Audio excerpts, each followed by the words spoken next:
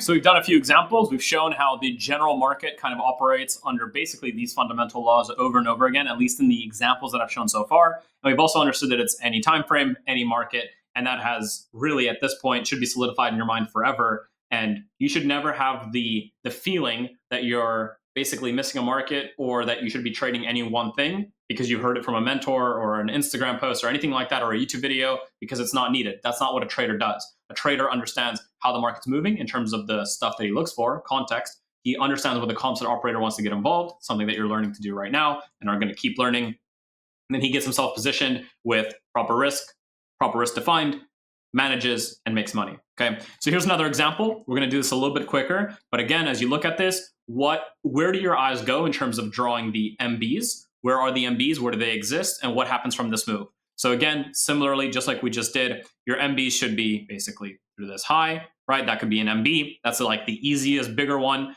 There's definitely MBs within it, right? Any of these highs to the low would be an example of an MB, any of these, including this one, right? Of course. Then, of course, after, in this case, instead of just taking off through that MB, right, this might have, so if you notice, like this comes through and then fails down, that means that likely, on a higher time frame, what is that kind of looking like, right? That's an open of a candle, comes down, makes that low, right? There's this right there.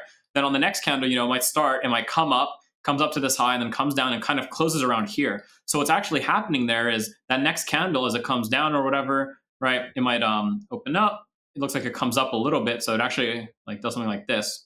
So maybe it makes that wick, and then it ends up closing.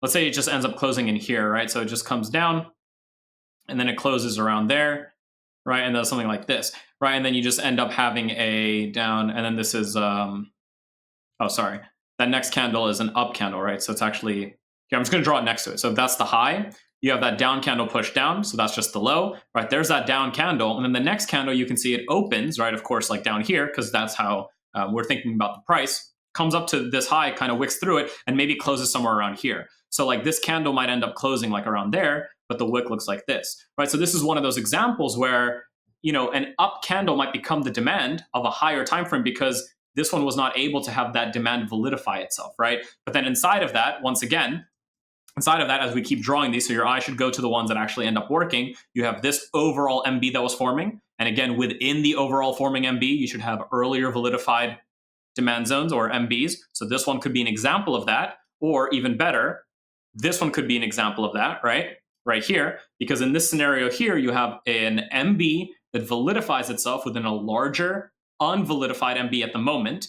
And then what happens? Another MB forms right off of it and creates an overall move that never gets returned to. Because again, if we take this action and we draw it, right, you have a down candle, you have an up candle that probably validifies and closes maybe around here or here based on what time frame you look at for a higher time frame. And once again, you have validified demand and price never,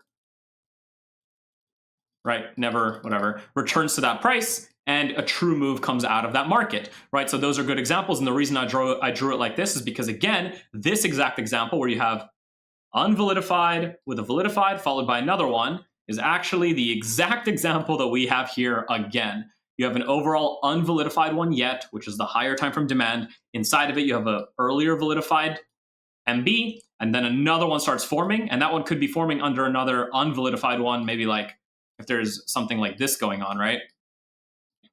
That could be forming inside of another unvalidified one, just like this, right?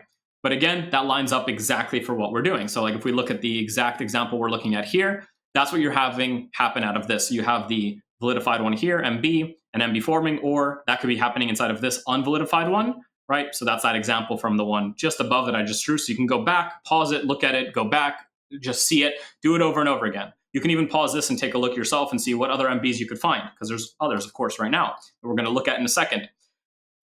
But these are all examples, right? So you could just use these if you want, just to make it clearer on yourself. There's, of course, an MB inside of here, right? You could call this an MB right here because it's made up of more than two candles. And you can notice now that we are looking at an MB made up of just two candles, neither of which is actually like a down push, but there's a high to a low, and it's more than one candle. So therefore, it's what we call a fractalized MB.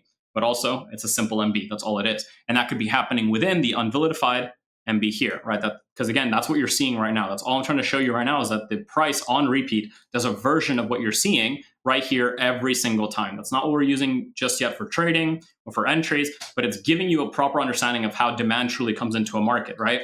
And then we can keep doing this, right? You have, for instance, this MB form right here, or like this one right here from the top, just like this, right? From just that high. So it pushes down, and then after it starts going higher, it forms another MB. And you know, it's having that same thing happen within a potentially larger MB. Okay, you can keep doing this. Let's just keep going, right? There's other MBs you should have spotted as well. For instance, there's this MB, okay, from a high to a low. And that MB is happening within a prior unvalidified MB, and that's happening within this MB. And within that, after this one validifies, it actually begins to build this MB right here, or this MB right here, right? Because those all become potential opportunities for a long in this scenario here, right?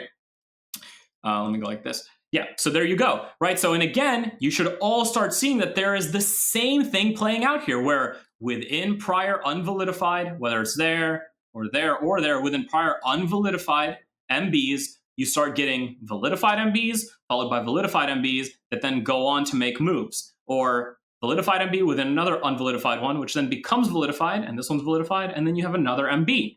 All in the same idea here. You have a larger unvalidified MB. Within that MB, you start getting a validified MB and then a validified MB, all before this one becomes validified. And again, across multiple timeframes, that's higher timeframe demand zones being validated inside of this, because that becomes a validified demand zone maybe around here, right?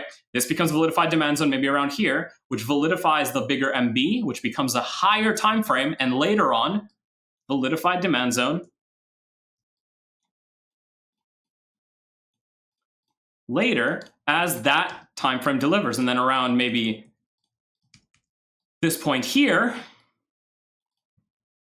around here, that large MB, which would be this zone here, that unvalidified one earlier, becomes that validified demand of that higher time frame due to the candle closure. Because remember, we can't always know which candle it's happening on, which is why you're learning to think this way about price. And again, if I asked you, what time frame and what market is this happening on right now, you will not guess it, because it is Euro US dollar on the 45-minute. Who would have known?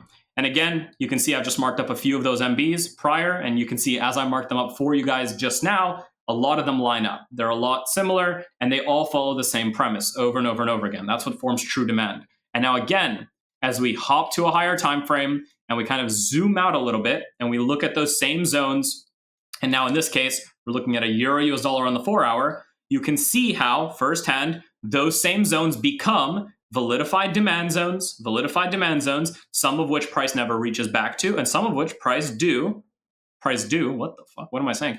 Price does, in some cases, reach back to, because that's going to happen. And then you can see on the 4-hour, at least, in the future, what happens. Price then, you can do this exercise for yourself. Price then starts to form larger unvalidified MBs, and within them become new validified MBs that then go on to make huge moves after validifying the other MBs, because all it's doing is validifying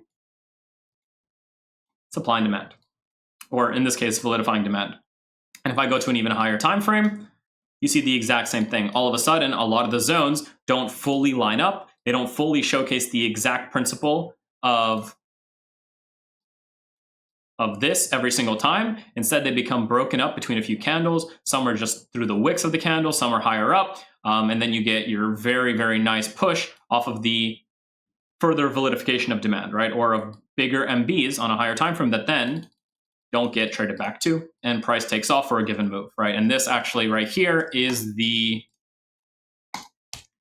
Euro US dollar on the daily. Okay, so again, same exact things, just highlighting a few examples of MBs through a move. Now again, you can go and start trying to put this into practice, but again, I don't recommend it yet, because there are still a lot of things to cover. This is only the starting point. I need you to understand this. This is only the starting point of how markets move, and I hope that you've already taken more out of just these videos than you probably have in multiple years of your life of trading, if you've spent multiple years, in multiple courses that you probably spent thousands of dollars for, et cetera, et cetera, et cetera. I hope you've taken out more from this alone.